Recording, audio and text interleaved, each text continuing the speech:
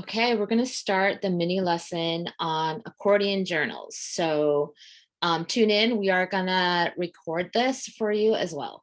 I want you to have make the best use of your time. So on Monday, we talked about accordion journals and we did a little brief version using any kind of paper that you have around the house. This is some simple printing paper. And we tore the printing paper lengthways in half, and then we connected them, and we did a simple accordion fold. So today, what I grabbed was my heavyweight watercolor paper. So density with in making an accordion journal is going to greatly increase the feel, the emotion, and what you're able to do with your documentation. So I grabbed the watercolor one, and this is going to allow me to play a little bit more, and it's going to make it more sturdy. So the thing I like about this heavyweight is that kids can put it in their pocket, or it can travel back and forth between locations, and it's not going to get ripped or too damaged. So that's one of my favorite things about this paper. I am going to show you how to do the accordion fold. It's very easy. So this one, I kind of mapped out it's going to fold into thirds. So I put one flap over and just kind of bend it towards 1/3 in. And then the other side, I just tuck it under. So here's my accordion fold. All of this is very easily, you can find this on YouTube. And then I did the same fold up with another piece and I interlock them.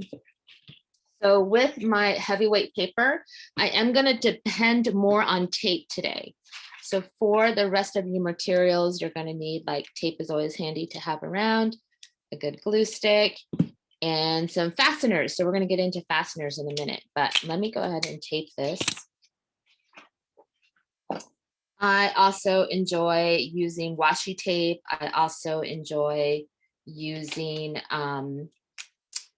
like duct tape, like using the fancy colors. The blue tape doesn't work that well, but it's fine.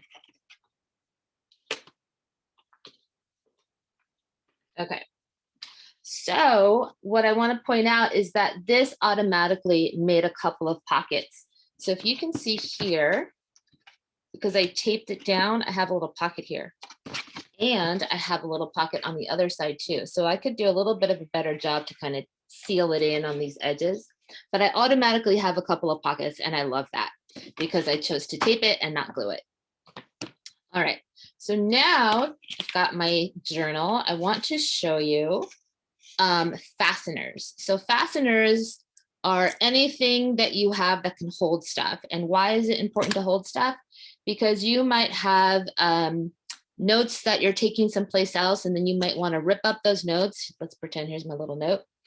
And you can stick it and you can compile. This is just a bobby pin that I had from my hair, pull it out of my hair, and it becomes my fastener. So whatever can be a clip, whatever can be used to fasten things. So here's a little clip from my kitchen. And here's a little binder clip, any kind of little clips. I love these because they fold down. And these binder clips do add a little bit of extra weight. And so that also makes this journal meatier and denser, and just kind of adds to how they hold together for you.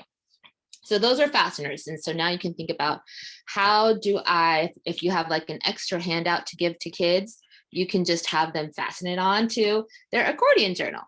So other fun things you can do are to have them make extra pockets. And so I might like rip up a piece of paper here, and you can do all kinds of wild things. I like this shape. And so I'm just going to add this shape to my journal like so. And because I want it to be a pocket, I'm going to rely on the tape. So I'm going to go ahead and tape the edges down. I'm running out of tape here.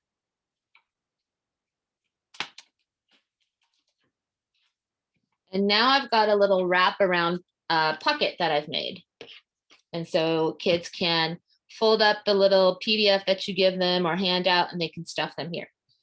All right. So now I kind of want to go over why an accordion journal. And the first thing of a why is that we're supporting kids to develop metacognition. So they're thinking about their own thinking. So during a lesson, you can use the accordion journal as a way that they're documenting their notes. So they can be taking notes and they can use color, symbol, and image. Remember, we've used that in the past. So you can support them by saying, pick out the words and phrases that stand out. Remember to add color. Think of the image that this evokes for you, or here's a symbol I'd like you to retain, whatever it is. So those are really great ways to get kids to take quick notes. So then you want to get them developed in the practice of thinking about what they've taken a note about. So you want to allow time for them to look back at what they did and then add their own questions, add their own insights, and do some highlighting. So now we get into this area of how do you code? So you can code information. So you might have let's say you have a week's worth of notes that students have taken in your class. So Friday you say, you know what, we're just going to spend some time here. I want you to code your accordion journal. And you can say, I want you to highlight all of the observations you made during our week. And that could be maybe the color blue. Go ahead and highlight, find out what the questions are. So look for the questions you wrote over the week. Maybe they have more, and maybe that's a different color. Let's call it orange. And then insights. So as they're looking and coding, what insights are they making? So you're getting them to make additional connections. And when you do that, they can just start to add in those insights directly onto their journal. So those insights might come and be scribbled on the sides. Like you can see, I do a lot of like side writing. I do a lot of like little bubbles and things like that, arrows. So get them to add in, oh, here's my washi tape one. Get them to add in and make those deeper, more meaningful connections, all right? All right, so let's see, we've got metacognition. We've got the idea that an accordion journal is portable. And when they start creating a journal, if they are given some time to really make it their own and have ownership of it, to add their voice to it, they get that attachment to it. So you want them to like love their journal. And in loving their journal, they're gonna wanna pull it out automatically without even a prompt. And that's kind of your assessment, like, oh, this tool is working really well for them. They like it. All right, so now we've talked about fasteners. So now let's get to assessing. So in the Padlet, and I will do a screen share, we have a whole rubric for assessing journals. And let me move this here. So if you're following along, go to Padlet, and then you can look up, it says, Rise Up in American Curriculum, rubric for journals. Here we go. View, well, I can see if I can expand that. All right. So here is how we've supported the ways that we can assess an accordion journal and make this a part of your unit or lesson assessment that students have. So our component here is looking at the source for critical information. So how are they looking and documenting that? Do they, as a novice, you would record the generalities of what they see and hear. Jump to profound, they're doing a summary. So they're really summarizing well and they're intaking content well. So this gives you an arc of what it might look like to see how well a student is doing a documentation process and taking notes. Code for understanding. So we spoke about how they might code information. Here's an arc that shows you if they're doing that with a strength, building strength over time. So a novice place of coding will look like circling, they're underlining and they're making marks jump to profound, they've developed their own system for coding. They're adding drawings and symbols to show the types of learning that occurred, and it's really effective. And it highlights their emergent thinking, yeah? So here's one, the Sankofa Ghanaian wisdom of synthesis, demonstration of knowledge continuum. I know that's a mouthful. So here, a novice idea around this is that they document new thinking in generalities, like, that's cool. That would be super general, right? Two, they are able to document critical questions that perpetuate a cycle of inquiry. So they've really nailed in on this idea that learning doesn't stop. And so you can start to see how they're building more and more questions, and you should be able to see that they're thinking more thoroughly about an idea, about knowledge. The spheres of influence and systems thinking, are they identifying and applying one's own experience of race, gender, economic status? So this is kind of like where you can look at identity within an Accordion journal, and how they're applying their life to it. So you've got this general idea of that too, can really fully express that. So this will lend itself well to your through line that you're working with around your voice matters. And a few more, emphasizes towards action. So not only are they recording, but they're summarizing a way that is directing them towards action.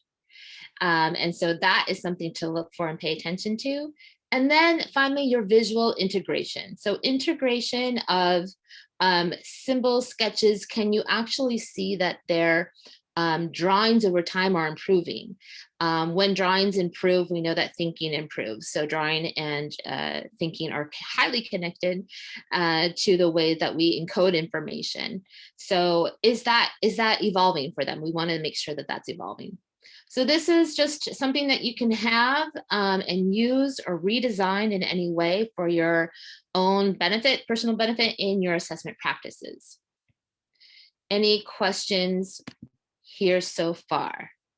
Quick and easy, fast mini lesson on accordion journals. What else? Any questions?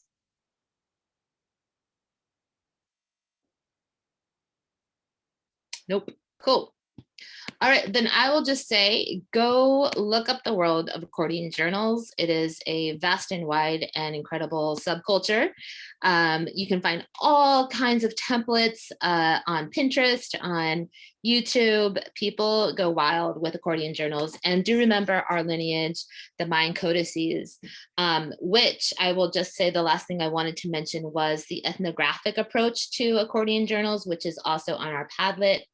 And that's the idea of using an anthropological stance of always observing first. So having a child or a student record time, date, location, sensory information, place information, and then being able to do another set of interpretive thinking by adding their questions. And so that link is up there. And I just want to say our teacher for that is Gina out of University of Texas, I believe is where she is.